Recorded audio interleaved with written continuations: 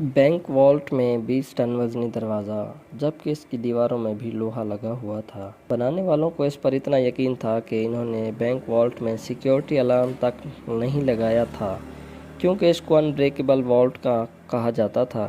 इसका भ्रम तो तब टूटा जब डकैतों ने एक मास्टर प्लान बनाया और पूरे 27 घंटे तक सिक्योरिटी को चकमा देकर इस वॉल्ट में छुपे रहे। नाजरीन, ये मास्टर प्लान था क्या और ये हिस्ट्री की सबसे बड़ी बैंक रॉबरी क्यों मानी जाती है, इस पर बात करने से पहले हम सीधा चलते हैं 19 जुलाई 1976 वाले दिन। इस दिन का सूरज निकल चुका था और फ्रांस के शहर में सोसाइटी जनरल नामी बैंक में स्टाफ मेंबर्स पहुंचना शुरू हो चुके थे। ये बैंक आज के दिन तक का दुनिया का सबसे सिक्योर्ड और सबसे मजबूत वॉल्ट रखने वाला बैंक माना जाता था। हुआ कुछ यूँ था कि रूटीन के मुताबिक बैंक स्टाफ वॉल्ट को खोलने गए। ये बहुत ही हैवी दरवाज़ा था जिस पर इंतहाई कॉम्प्लिकेटेड लॉक लगा हुआ था।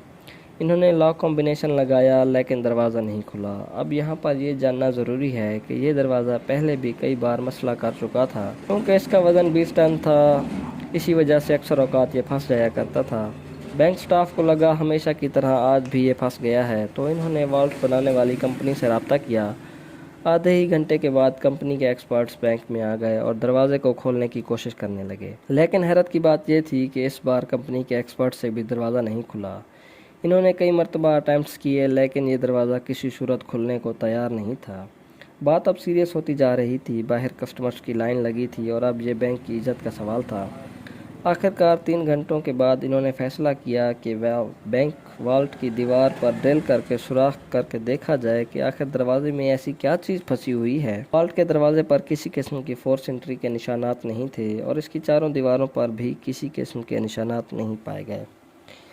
हैवी ड्यूटी ड्रिल मशीन से सुराख करके जब अंदर झांका गया तो क्या देखते हैं, वॉल्ट के दरवाजे को अंदर से किसी ने वेल्ड करके बंद किया हुआ है। ये मंजर देखकर इस पर यकीन लाना मुश्किल था, क्योंकि वॉल्ट में जाने का सिर्फ एक ही रास्ता था।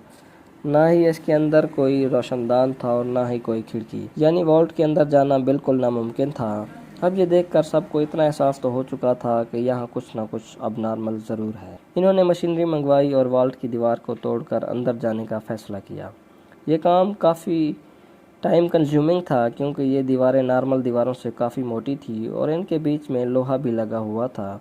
खैर, कई घंटों की मेहनत के बाद इतना सुराख हो गया कि एक इंसान इसमें से अंदर जा सके। जब इसमें से अंदर देखा गया तो ये मंजर नाकाबिले यकीन था। बैंक वॉल्ट लुट चुका था, कुछ लॉकर टूटे तो कुछ खुले पड़े थे।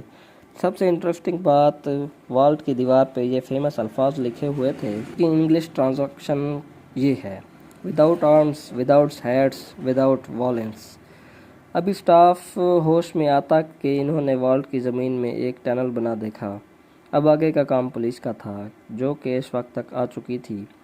डकैत वॉल्ट में मौजूद पैसे, गोल्ड ब्लॉक समेत 4000 में से 400 सेफ बॉक्स तोड़कर इसके अंदर से कीमती चीज़ें लेकर फरार हो चुके थे। जो टनल इन्होंने खोदा था वो शहर के सबसे बड़े सीवरेज लाइन में निकल रहा था। वहाँ पुलिस को काफ़ी सबूत मिले, जिसमें टूल्स और 27 गैस सिलेंडर भी थे, जिसकी मदद से डकैतों ने वेल्डिंग टॉर्च जलाई थी। न सिर्फ इतना, बल्कि सीवरेज लाइन में ताज़ा हवा के लिए वेंटिलेशन इक्विपमेंट और करीब 1 किलोमीटर लंबी इलेक्ट्रिकल केबल भी पाई गई। ये लूट $20 मिलियन से भी ज़्यादा की थी, जिसकी आज तक कुल मालियत $110 मिलियन यानी 900 करोड़ रुपए बनती है। ये ना सिर्फ सेंचुरी की सबसे बड़ी बैंक रॉबरी थी, बल्कि इस पुलिस इन्वेस्टिगेशन को भी फ्रांस की सबसे बड़ी इन्वेस्टिगेशन का दर्जा हासिल है। खैर, ये बात अब पूरी दुनिया में फैल चुकी थी। बैंक की रेपुटेशन को अच्छा खासा नुकसान हुआ ही था, लेकिन ये फ्रेंच पुलिस के लिए भी बहुत अफसोस का मकाम था। अगले कई माह तक पुलिस ने एड़ी चोटी के जोर लगाए, इस आसपास के लोगों को पकड़ा, बैंक के स्टाफ को इंटरोगेट किया, लेकिन कहीं से भी कोई डकैतियों का सुराग न मिल सका। फिर 3 माह के बाद अक्टूबर 1976 में पुलिस को एक बहुत बड़ी लीड मिली।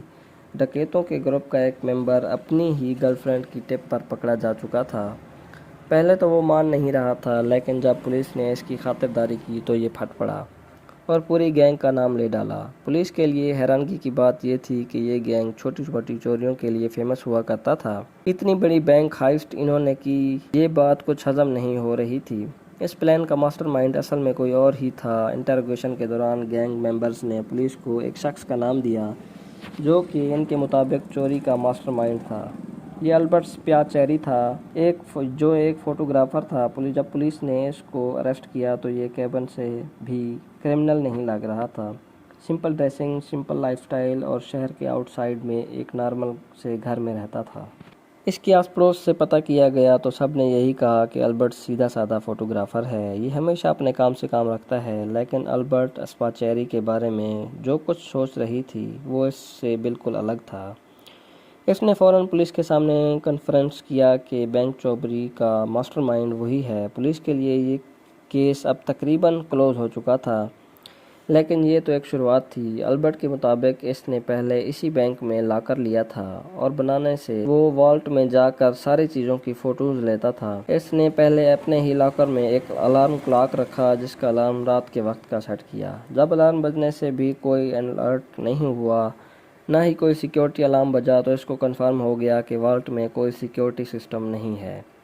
फिर वो सिटी गवर्नमेंट ऑफिस में इंजीनियर बनकर गया और वहाँ से शहर का नक्शा निकलवाया। इसमें सीवरेज लाइन कहाँ और बैंक से कितनी दूर है इसका अंदाज़ा लगाया। फिर इसने कैलकुलेशन की तो करीब सीवरेज लाइन से 26 फुट का टनल खोदने पर वो सीधा बैंक वॉल्ट में निकल सकता है। अब इस काम के लिए बहुत मेहनत की ज़रूरत थी। अल्बर्ट के शहर के एक गैंगस्टर से रब्ता किया और इसका सारा प्लान बताया। इस गैंगस्टर ने अपने आदमियों को इस काम में लगा दिया। इस टनल को खोदने में तकरीबन 2 माह लग गए, क्योंकि ये काम बगैर मशीनरी के किया जा रहा और इस काम को सिर्फ रात के वक्त करना बहुत ज़रूरी था, जब बैंक में कोई भी नहीं होता। इस दौरान अल्बर्ट अपनी पूरी कोशिश कर रहा था कि सीवरेज लाइन के ऊपर रोड तक किसी को आवाज़ ना जाए।